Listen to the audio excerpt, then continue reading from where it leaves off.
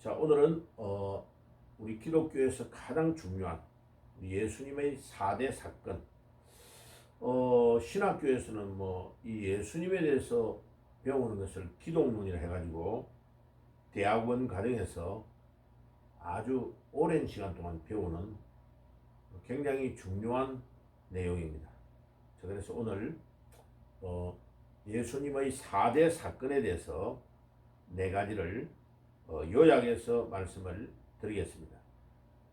첫째는 예수님이 이 땅에 오심, 예수님이 이 땅에 오심을 초림이라고 하기도 하고 예수님의 오심을 여러 가지의 말로 말합니다.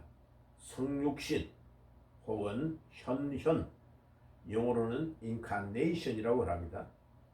그리고 한문으로는 수육, 육신의 몸을 입고 왔다는 거죠. 그리고 성탄, 예수님이 탄생하신 날을 성탄이라고 하죠. 또 크리스마스라고 말하기도 합니다. 자, 이 크리스마스는 크라이스트라는 단어에다가 마스라는 단어가 합성이 되는 두 단어가 합성된 단어입니다. 그래서 그리스도의 미사라는 뜻이죠. 마스라는 단어는 라틴어로 MASS인데 천주교에서 미사를 지낸다 그러죠. 그러니까 크리스마스는 그리스도의 성찬을 말합니다.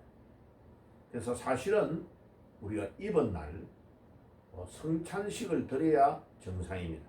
왜냐하면 우리 예수님이 나와 같은 죄인을 위하여 영광의 보좌를 내어놓으시고 이 땅에 오셨기 때문에 우리가 그 예수님의 오심을 깊이 묵상하고 나의 죄 때문에 가장 영광의 자리에 앉아 계시던 예수님이 모든 희생의 대가를 다 지불하시고 자기 특권과 특전을 다 포기하시고 이 땅에 오셨기 때문에 우리가 거기에 대한 깊은 깨달음과 나의 죄 때문에 예수님이 이 땅에 오셔서 모든 수고와 희생을 감당하시고 십자가에서 돌아가시기 때문에 우리 죄에 대한 철저한 회개가 먼저 있어야 된다. 그러고 크리스마스 날 기쁘다 구주 오셨네라고 찬송을 불러야 우리가 진정으로 크리스마스를 맞이할 수 있습니다. 그래서 예수님이 이 땅에 오신 것은 초림, 성육신, 현현, 영어로 인카네이션, 수육, 성탄, 크리스마스. 제가 대충 뽑아본 것만 해도 한 7가지로 이름을 이렇게 다르게 부릅니다. 그런데 예수님이 이 땅에 오신 것은 우리 하나님의 형상으로 창조된 우리 인간이 창세기 1장 27절에서 28절에 우리가 범죄함으로 창세기 3장에 나오죠.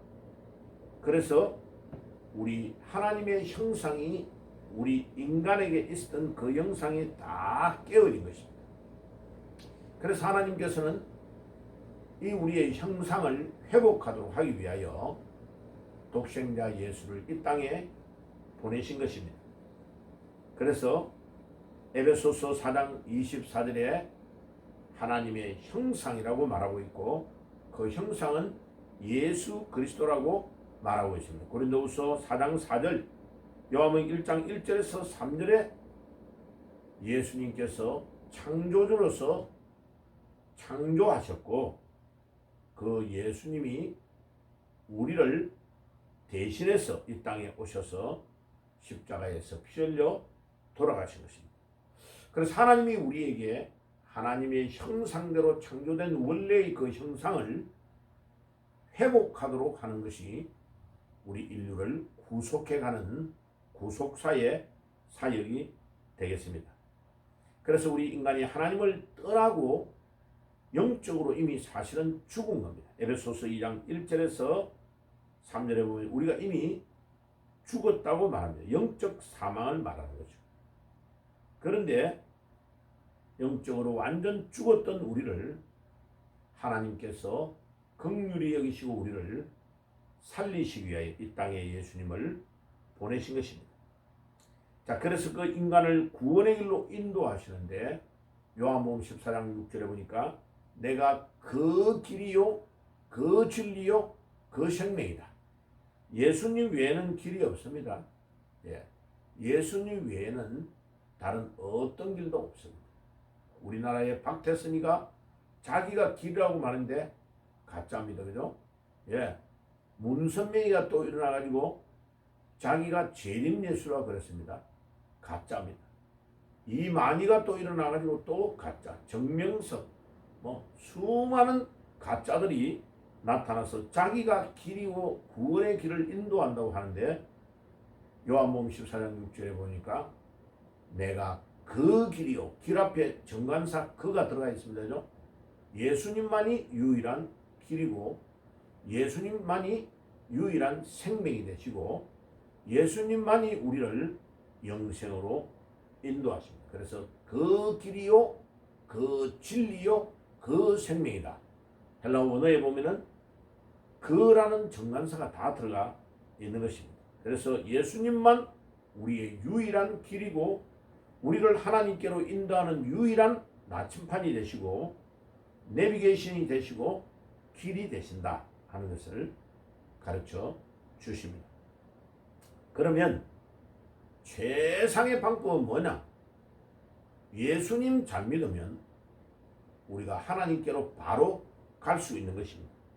그래서 믿음 생활을 잘한다는 말은 예수를 정확하게 알고 예수를 정확하게 믿고 그분의 가르침을 잘 따라가는 것이 가장 중요한 것입니다. 그래서 가장 훌륭한 목사님은 어떤 목사님이냐? 예수님을 가장 잘 설명하고 가장 교인들에게 이해를 잘 시키고 예수님이 가르치신 말씀대로 순종하며 따라오게 잘하는 분이 가장 훌륭한 목사입니다. 그래서 저는 예수님 잘 전하는데 내 삶을 온전히 드리기를 소원하고 있습니다. 자, 그러면 예수님이 이 땅에 오신 목적이 무엇일까? 그것은 라틴어로 hic et nun이라고 합니다. 영어로 말하면 here and now. 이 장소와 이 시간을 일치하기 위하여 이 땅에 오신 것입니다. 조금 어려운 말인데 우리 예수님께서 이 땅에 오시지 아니하시고 전능하신 우리 하나님의 능력으로 아무시야 천국에 오너라 하면 우리를 구원시켜 줄 수 있는 능력이 계시는데도 왜 그런 방법을 사용하시지 않았을까? 하나님께서 에덴 동산에 인간을 창조하셔서 영원히 살도록 우리에게 중요한 길을 열어주셨는데 인간이 범죄함으로 이제 죽음이 우리 인간에게 오게 되었고 아담의 후손인 모든 인간은 다 죽음으로 향하여 가기 때문에 모든 인류가 다 죽어버리면 하나님이 실패하는 것이 되잖아요. 그래서 하나님이 스스로 구원의 길로 우리를 인도하시기 위하여 독생자 예수를 이 땅에 보내시고 우리 인간의 죄를 대신해서 십자가에 못 박혀 돌아가시게 하시고 부활하시고 성천하신 후에 다시 재림의 왕으로 오셔서 우리를 영원한 곳으로 원래 창조하신 그대로의 모습으로 회복해 가는 것이 구속사라고 그럽니다. 우리를 구원으로 인도하는 길을 그렇게 안내하고 계시는 것이죠. 그래서 로마서 1장 20절에 보면 우리 인간이 범죄하고 타락하고 모든 하는데 핑계하지 못한다. 절대로 우리 인간이 핑계하지 못한다고 말씀했습니다. 그래서 그렇게 하려면 우리 범죄한 인간을 구원하려고 하면 우리 예수님 자신이 우리 죄가 없어야 돼요. 그래서 히브리서 4장 14절과 15절을 보면 예수님은 죄가 없으시다. 그리고 그분이 히브리서 10장에 보면은 하나님께로 우리를 안내하는 새롭고 산 길을 열어두셨다. 휘장 사이에 새롭고 산 길을 열어주셨다고 말씀하셨습니다. 그래서 우리는 그 예수님을 닮아가는데 우리의 시간과 우리의 장소를 놓치면 안 됩니다. 그래서 누가복음 10장 25절에서 35절에 보면 강도 만난 자의 비유에 대해서 예수님이 말씀하고 있습니다. 강도 만난 자가 피투성이에 대해 쓰러져 가는, 죽어가는데 제사장이 지나갔습니다. 제사장이 구해주지 않았습니다. 그 다음에 제사장 뒤에 레위인이 따라간다고 말씀하고 있습니다. 또 레위인도 도와주지 않았습니다. 그런데 마지막에 따라오는 이 사마리아인, 유대인들이 가장 싫어하는 이 사마리아인이 그 강도 만난 자를 도와주고 싸매어주고 상처난 것을 치료해주고 영안으로 데려가서 재워주고 또 이렇게 여비를 충분히 줘서 살 수 있도록 도와줬다는 예수님의 비유가 나옵니다. 그때에 참 이웃이 누구냐? 참 이웃에 대해서 바리새인과 서기관과 이런 사람들이 예수님을 시험할 때에 예수님이 그 비유를 한 것이 굉장히 중요합니다. 그러면 참 이웃은 누구냐? 그 강도 만난 자를 도와준 선한 사마리아인이 참 이웃이라고 말하고 있습니다. 자, 여기에서 우리 예수님이 비유할 때의 핵심적인 내용은 강도 만난 자는 유대인이라는 것을 암시적으로 표현하고 있습니다. 왜? 유대인들이, 남쪽에 있는 유대인들이 북쪽에 있는 사마리아 사람들을 엄청나게 무시했습니다. 왜? 북쪽 이스라엘의 수도가 사마리아였는데 그들이 우상 섬기고 음란함으로 아시리아라는 나라에게 멸망당하여 BC 722년에 완전히 남자들은 포로로 잡혀가서 전 세계 노예 시장에 팔려버리고 나머지 어린아이와 부녀자들이 살고 있는 이 사마리아에 아시리아의 군인들이 공격해 들어와서 그 여자들을 전부 다 겁탈해서 자기들의 아기들을 낳게 했습니다. 그러니까 남쪽에 있는 유대인들이 본 때는 저 사마리아에 사는 사람들은 잡족이다, 잡족. 그러면서 굉장히 무시하고 그들과 상종도 안 했다고 이야기합니다. 그런데 요한복음 4장에 보면 예수님께서 사마리아 성 안으로 들어가서 그 수가성에서 물 들어온 사마리아의 여인에게 말씀을 하시면서 중요한 진리의 말씀을 해주고 계시는 것을 우리는 요한복음 4장에서 알 수 있습니다. 자, 그런데 이 선한 사마리아인의 비유에서 예수님이 하셨던 제일 중요한 메시지는 뭐냐면 제사장이 하나님, 저는요 제사를 지내고 돌아오는 길에 살려주려고 했습니다 라고 하면 인간적으로는 말이 돼요? 하나님께 제사 드리는 게 더 바빠서 갔다고 하니까. 레위인도 제사장 할아버지가 빨리 가니까 나도 따라가가지고 도와주려고 빨리 갔습니다. 돌아오는 길에 도와주려고 했는데요. 그러면 제사장과 이 레위인들의 말은 틀렸다는 것입니다. 왜? 시간을 놓쳐버리면 피 흘려가지고 죽어가는 사람은 이미 목숨이 끊어져 버린다는 겁니다. 돌아와서 해가지고는 안 된다는 것입니다.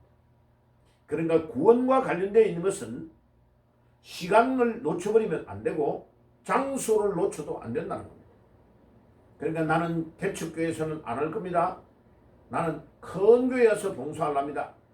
그것도 말이 안 맞는다는 겁니다. 그러니까 선한 사마리아인의 비유를 통해서 우리에게 가르쳐주는 건 뭐냐? 시간과 장소를 놓쳐버리면 피를 흘리고 죽어가는 사람을 건질 수 없고 구원할 수 없다는 것입니다. 그러니까 예수님이 이 땅에 오신 목적은 시간과 장소를 놓치지 아니하고 핑계하지 않도록 하기 위하여 완전하신 그분이 우리와 똑같은 연약한 육신의 몸을 입고 와서 33년을 사시면서 히브리서 4장 14절과 15절에 죄가 없으시니라. 그래서 우리는 핑계할 수 없습니다. 로마서 1장 20절에 핑계를 할 수 없다 이 말이. 그러니까 예수님, 우리는 피곤하고 육신이 너무 연약하고 힘드니까 그랬잖아요. 예수님은 전능하신 하나님이시니까 그렇게 하실 수 있잖아요 라는 핑계를 할 수 없다는 것입니다. 우리와 동일한 조건, 목마르고 피곤하고 힘들고 또 너무나 사람들이 막 자기를 공경하며 마음의 상처를 입는 육신의 몸을 똑같이 입고 제한된 가운데서 살면서 우리 예수님은 죄짓지 아니하시고 온전한 삶을 사시면서 구원의 길로 우리를 인도하신 것입니다. 그래서 우리는 그분을 뭐라고 합니까? 우리의 선지자시다. 우리의 죄를 대속하시고 우리 죄 문제를 전적으로 십자가 위에서 해결하신, 그래서 예수님은 자기의 몸을 찢으시고 우리를 위하여 살찌고 피 흘려 돌아가심으로 우리를 구원의 길로 새롭고 산 길로 인도하시기 위하여 이 땅에 오셨다. 한마디로 말하면 예수님이 이 땅에 오신 목적은 시간과 장소를 일치하여 우리에게 절대로 핑계하지 못하도록 모범된 삶을 보여주심으로 우리를 구원의 길로 인도하시기 때문에 우리는 힘들고 어렵고 피곤하고 많은 제한이 있을지라도 우리 예수님이 걸어가신 그 길을 보고 따라가야 된다. 그래서 고린도전서 11장 1절에 바울이 내가 그리스도를 본받는 자 된 것처럼 너희들도 나를 본받는 자 되라. 우리 예수님이 그 모범을 보여주시기 위하여 이 땅에 오셨다는 것입니다. 그리고 예수님이 우리를 구원하는 방법이 바로 최상의 방법이 하나님의 공의를 실천하고 죄 있는 자는 죄 지은 자는 죽는다라는 하나님의 공의를 실천하고 그 죄의 사함을 받는 길은 목숨을 누군가가 나를 대신해서 죽어줄 때만이 나를 구원해 준다는 걸 보여주신 하나님의 공의와 하나님의 사랑을 실천하기 위하여 이 땅에 오신 것입니다. 그것이 예수님이 초림으로 이 땅에 오신 목적입니다. 자, 두 번째에 십자가에 대해서 말씀을 드리겠습니다. 4대 사건 중에 예수님이 이 땅에 오심, 두 번째는 예수님이 십자가에 돌아가심, 십자가입니다. 그런데 이 십자가만 보면 절대로 해결이 안 됩니다. 왜? 2000년 전에 돌아가셨던 그 예수가 2000년 후에 태어난 나에게 무슨 상관이 있습니까? 나는 예수님을 한 번도 본 적도 없고 예수님과 대화한 적도 없는데 그 나를 위해 2000년 전에 죽었다는 말이 됩니까? 지금 내가 짓는 이 죄를 어떻게 예수님이 2000년 전에 오셔가지고 십자가에서 피 흘려 돌아가셨는데 그 문제가 해결될 수가 있습니까?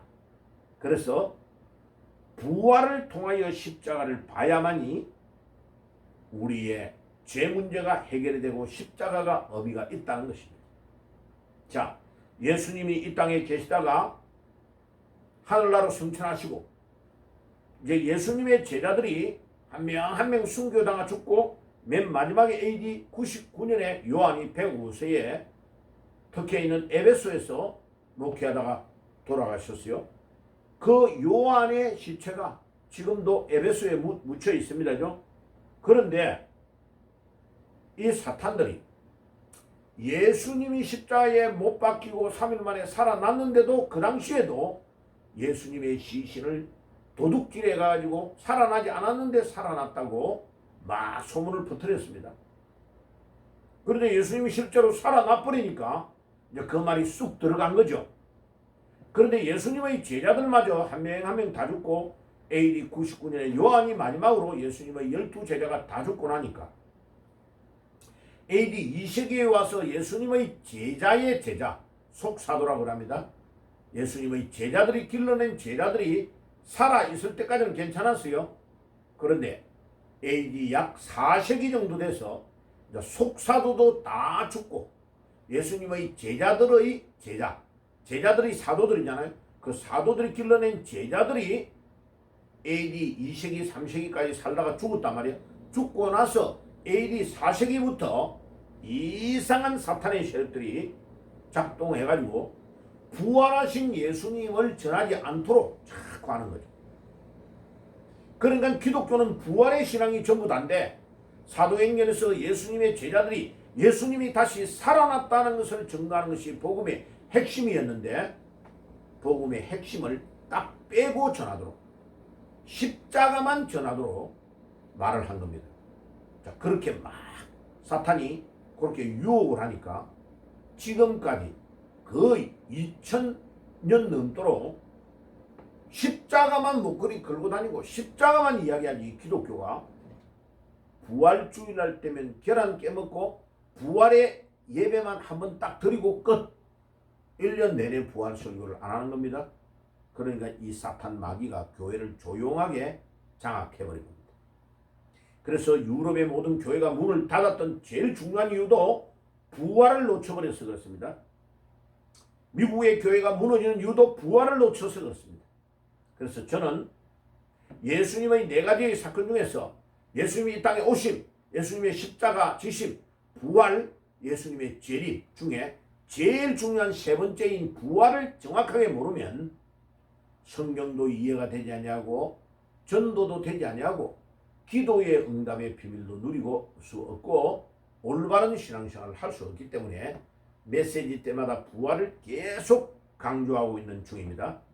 자, 그래서 십자가를 이해하려고 하면 부활을 모르면 절대로 십자가가 이해가 되지 않는다. 그래서 부활을 통하여 십자가를 보라고 말씀하는 겁니다.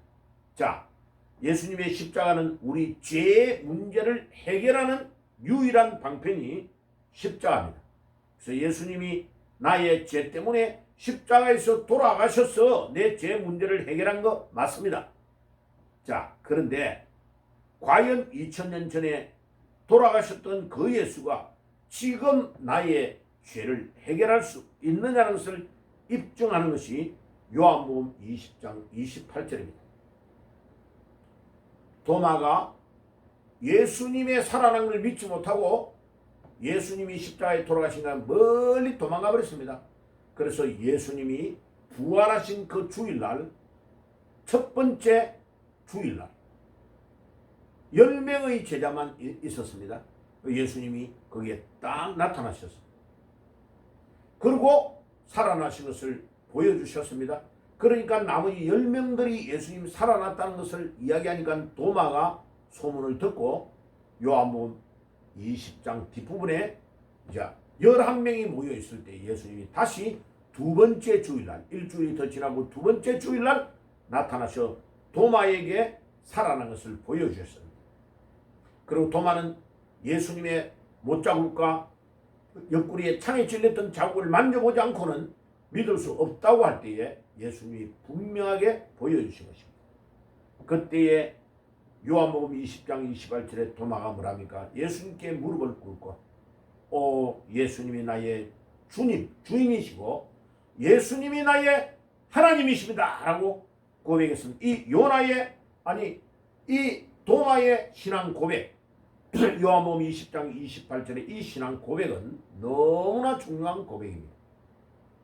그러니까 제자들이 그렇게 3년 반 동안 따라다니고 예수님의 기적과 이적을 다 보았으면서도 그들이 예수님을 다 놓쳐버리고 다 떠나고 실망과 시리에 빠져서 다 도망간 이유는 예수님의 부활을 믿지 못했기 때문에 그렇습니다.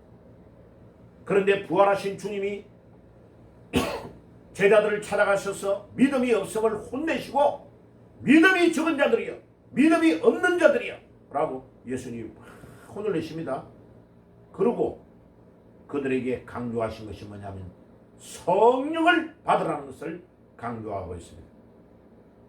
그래서 제가 교회에서 계속 성령을 가르치는데 왜 교인들이 변화가 일어나지 않을까를 한참 젊었을 때에 고민했습니다. 목사님 젊었을 때에 제가 우리 교인들이 왜 이렇게 변화가 안 올까, 근본적인 변화가 오려면 어떻게 해야 될까를 오랫동안 고민하고 성경에 답이 있을 것이다 하고 계속 성경 읽다가 사도행전에서 답이 있다는 것을 깨달았습니다.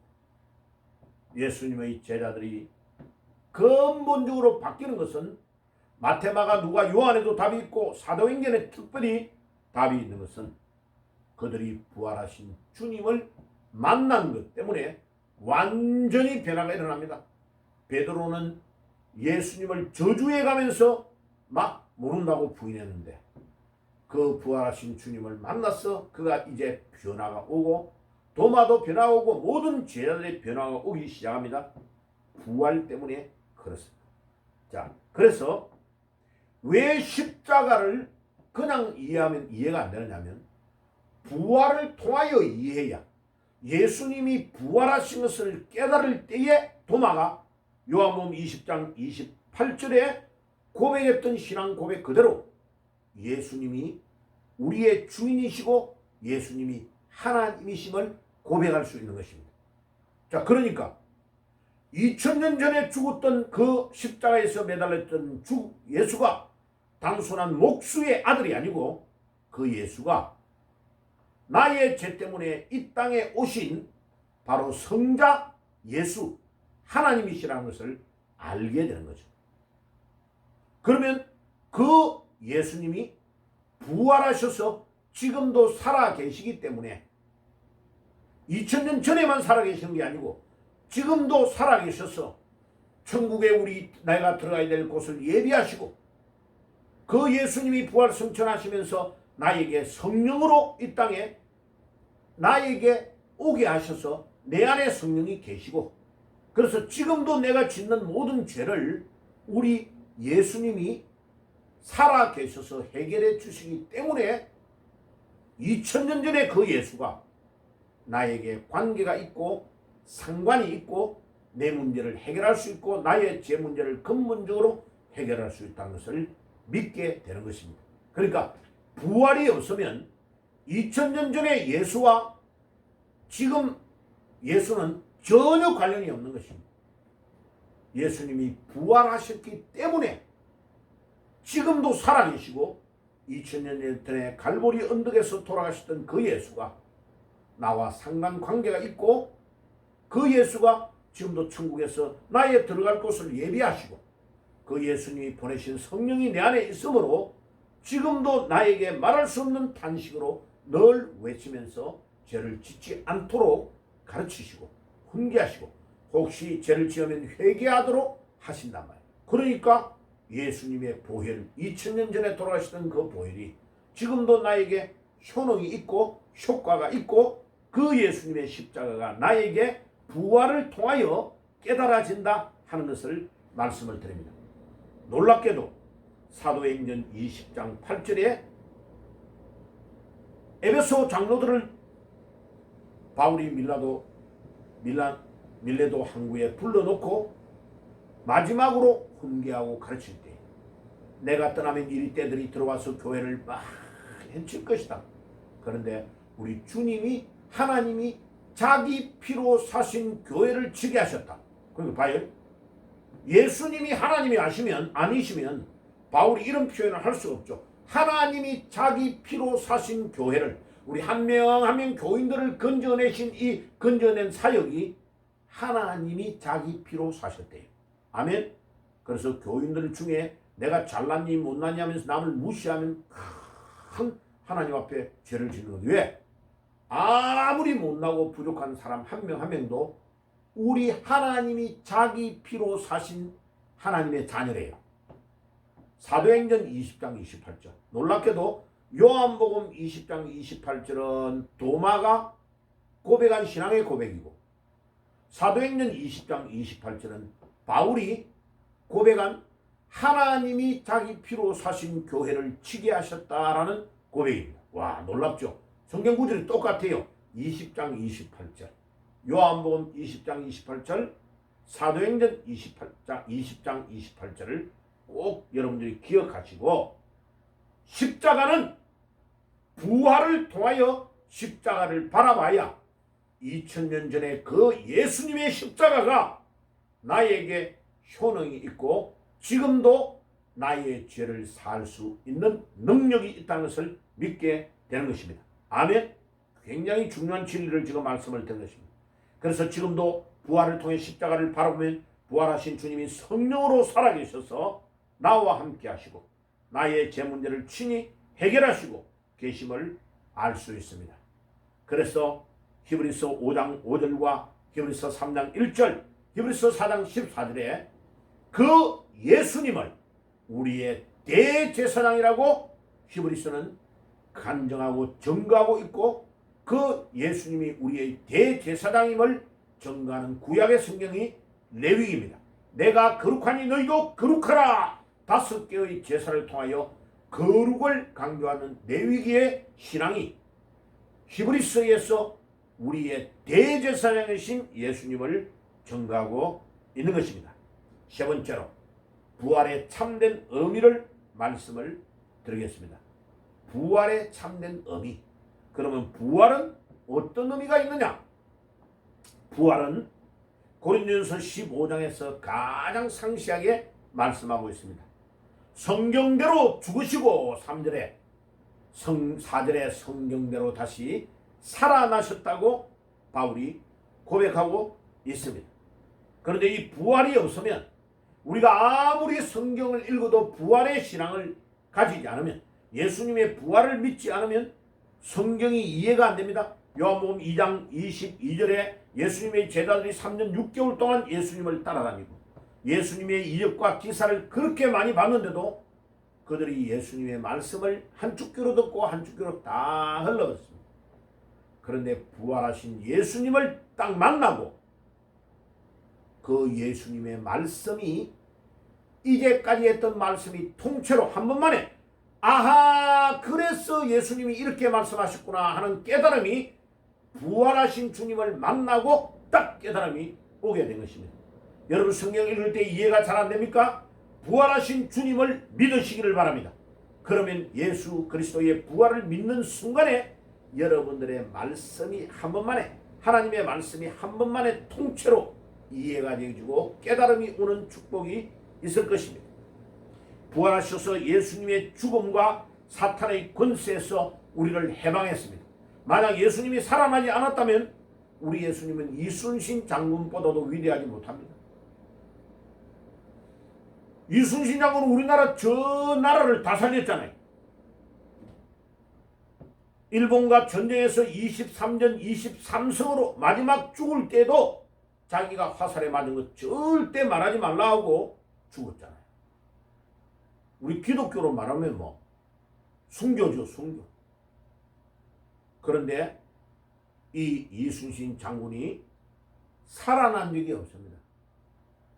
그래서 우리 이순신 장군은 위대한 장군이고 우리나라를 지켰던 위대한 장군으로 우리가 깨닫고 믿고 있지만, 우리 예수님은 3일 만에 부활하셔서 우리의 죄 때문에 온 죽음의 문제를 근본적으로 해결해버리고 우리를 계속 괴롭히고 악한 데 지옥으로 끌고 가는 이 사탄의 세력을 완전히 이겨버린 것입니다. 그래서 요한일서 3장 8절에 예수님이 이 땅에 오신 것은 사탄의 일을 멸하도록 하기 위하여, 사탄의 하는 일들을 모두 다 중단시도록 하기 위하여 부활하신 주님이 이 땅에 살아나시고 이 땅에 오신 것입니다.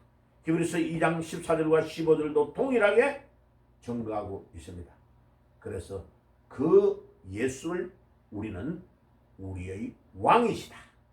마태복음은 예수님이 우리의 왕이라는 것을 증거하고 있습니다. 그래서 마태복음 1장은 아브라함과 다윗의 자손 예수 그리스도의 세계라고 말하고 있습니다. 왜? 다윗 왕이 이스라엘의 가장 대표적인 왕이고 다윗의 왕위가 영원히 계속될 것이라고 하나님이 다윗에게 약속한 그대로 다윗의 후손에서 예수님이 탄생하셔서 영원한 왕국을 건설하고 계시고 지금도 우리를 영원한 왕국으로 데려가기 위하여 예수님께서 천국에서 우리를 예비하고 계시는 것입니다. 그래서 이사야 9장 6절에 마태복음 2장 2절에 유대인의 왕으로 태어나시니가 어디 계시뇨? 이사야 9장 6절에 그는 우리의 기묘자여 우리의 왕이다 라고 말하고 있습니다. 고린도전서 15장 56절과 58절에 왕 되시는 우리 예수님에 대한 것을 바울이 분명하게 신앙으로 고백하고 있는 것입니다. 그래서 부활은 우리 인간이 가지고 있는 가장 치명적인 문제인 죽음과 우리를 괴롭히는 사탄의 문제를 근본적으로 해결하시고 이기신 왕 되시는 사역을 위하여 부활하신 것이다. 예수님의 부활의 의의가 바로 여기에 있는 것입니다. 자, 마지막으로 이 부활은 모든 사건을 포함합니다. 예수님이 이 땅에 탄생하신 것, 예수님이 이 땅에 재림하신 것, 예수님이 이 땅에 오셔서 십자가를 지신 모든 것들은 부활이 없으면 아무 의미가 없다 하는 것을 제가 그림으로 여러분들에게 보여드리고 있습니다. 부활이 모든 것 사건을 포함하고 부활 때문에 십자가가 의미가 있고, 부활 때문에 예수님의 재림에 있고, 부활 때문에 예수님의 탄생, 이 땅에 오신 것이 의미가 있다. 그래서 우리는 성부, 성자, 성령을 믿습니다. 이 삼위일체 하나님을 믿기 때문에 성부와 성자는 같지 않습니다. 성부와 성령도 같지 않습니다. 당연히 성자 예수와 성령은 독립된 인격체입니다. 그러나 하나님이라고 말할 때는 성부, 성자, 성령은 한 인격으로 공존하고 계신 것입니다. 그래서 이와 같은 존재는 하나님밖에 없습니다. 왜? 하나님만이 유일하게 영으로 존재하시기 때문에 이 우주 만물에 하나님과 같은 존재는 아무도 없습니다. 그래서 하나님은 직유법으로, 하나님은 언유법으로 설명할 수가 없습니다. 하나님은 홀로 한 분이십니다. 출애굽기 3장 12절에 보면 하나님은 스스로 있는 자라고 말했습니다. I am that I am 이렇게 소개하죠. I am that I am. 하나님은 하나님 혼자 스스로 계시는 자다. 그래서 하나님 외에는 아무 다른 신이 있을 수가 없습니다. 자, 마지막으로 예수님의 재림, 네 번째 사역이 예수님의 재림의 사역입니다. 자, 그것을 마라나타의 신앙으로 표현하겠습니다. 마라나타의 신앙. 마태복음 요한계시록 22장 20절에 마라나타의 신앙에 대해서 나옵니다. 자, 예수님은 재림하여 옵니다. 다니엘서 7장 14절에 영광의 왕으로 오시는 메시아를 소개하고 있습니다. 데살로니가전서 4장 16절에서 18절에 보면 오늘 말씀의 본문이 바로 이 말씀의 본문입니다. 다니엘서 7장 14절 영광의 메시아로 오시는 것 소개하고 있습니다. 유대인들은 이 영광의 메시아를 착각한 겁니다. 마지막에 재림하여 올 때에 예수님이 오시는 모습이 이 모습으로 오는데 유대인들은 예수님이 이 땅에 탄생할 때 초림으로 올 때에 이렇게 올 거라고 착각한 겁니다. 그래서 2000년 전에 왔던 예수님, 말구육간에 탄생하셔서 목수의 아들로 태어났던 이 예수를 그들이 믿지 못하고 결국은 이 예수를 죽인 것입니다. 그래서 다니엘서 7장 14절을 이해하지 못했기 때문에 그들이 예수님을 십자가에 못 박아 죽인 것입니다. 데살로니가전서 4장 16절에 18절에 보면 천사장의 호령과 나팔 소리로 우리 예수님이 강림하신다고 분명하게 이야기해주고 있습니다. 그래서 마태복음 16장 27절, 24장 30절, 마태복음 25장 31절에 동일하게 영광의 왕으로 오시는 것을 계속해서 반복하여 강조하고 있습니다. 자, 그뿐만 아닙니다.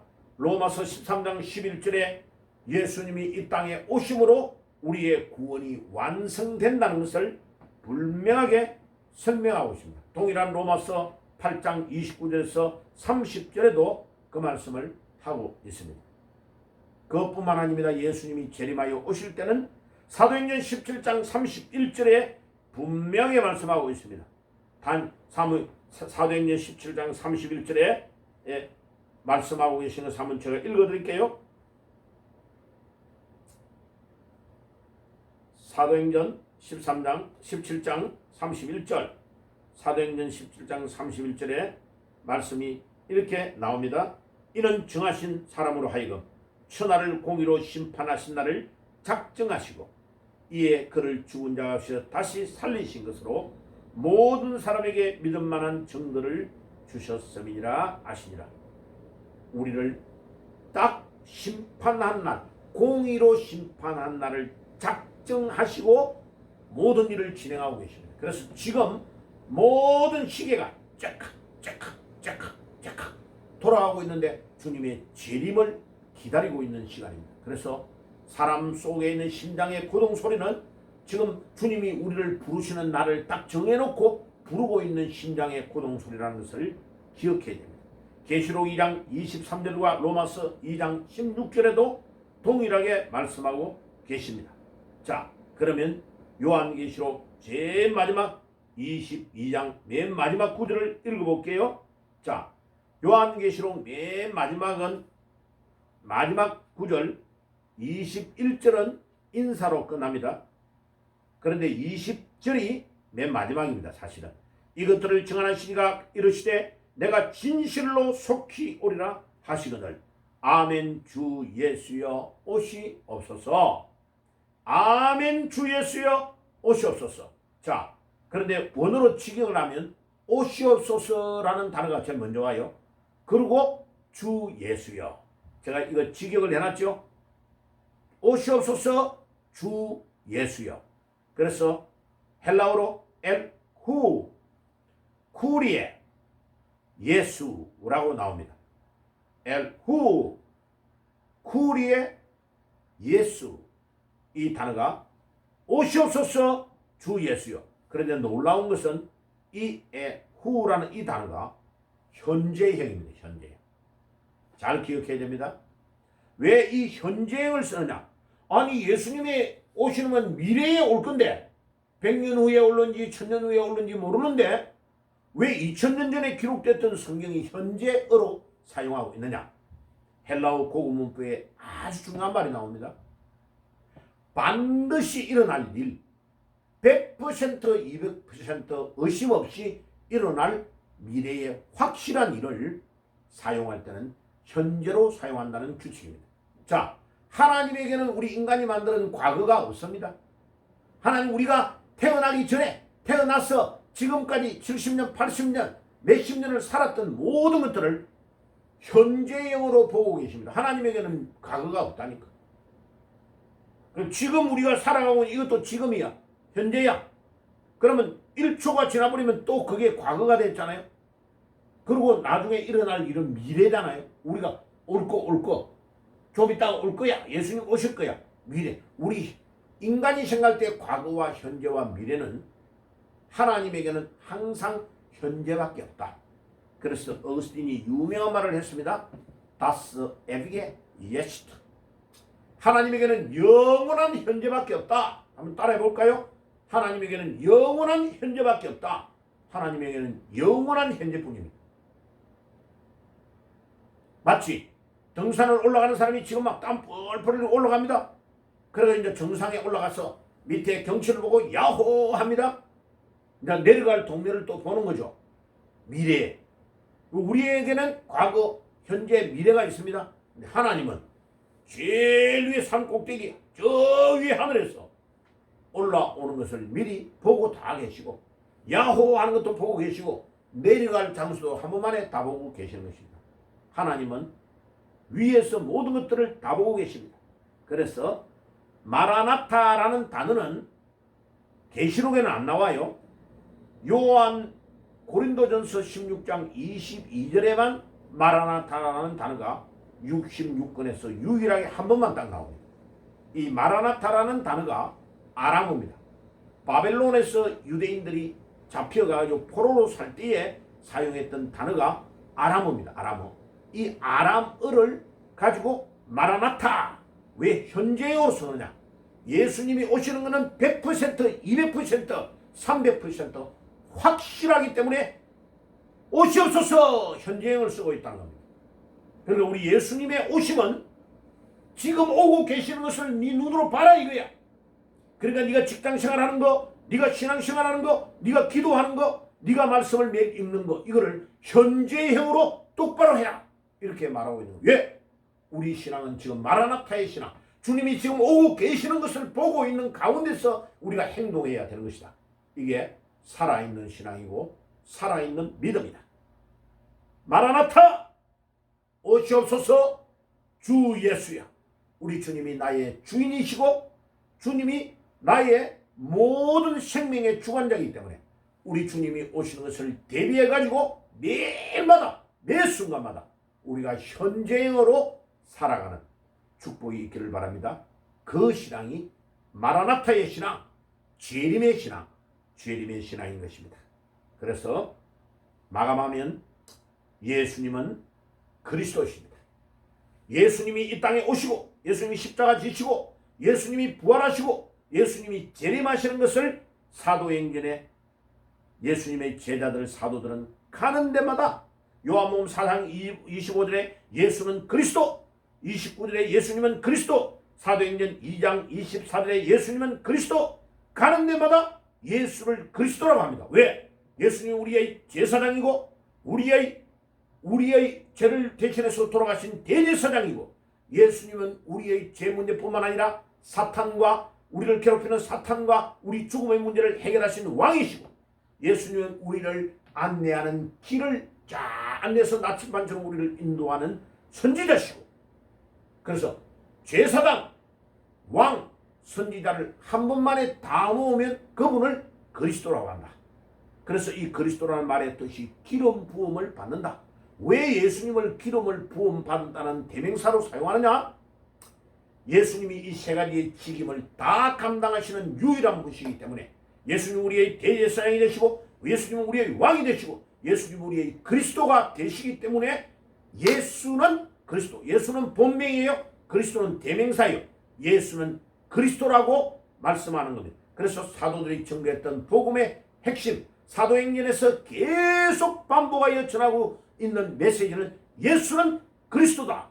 예수는 우리 인생의 모든 문제를 다 해결하신 해결자다. 그러면 예수님이 이 땅에 오심, 예수님이 이 땅에 십자가에 돌아가심, 부활, 재림은 예수님이 이 모든 문제를 해결하셨다는 것을 증거하는 놀라운 예수님의 사역의 4대 사건이 그것으로 결론이 나는 것이다. 그래서 예수님이 그리스도라는 것을 입증하는 사건이 예수님의 4대 사건의 결론인 것입니다.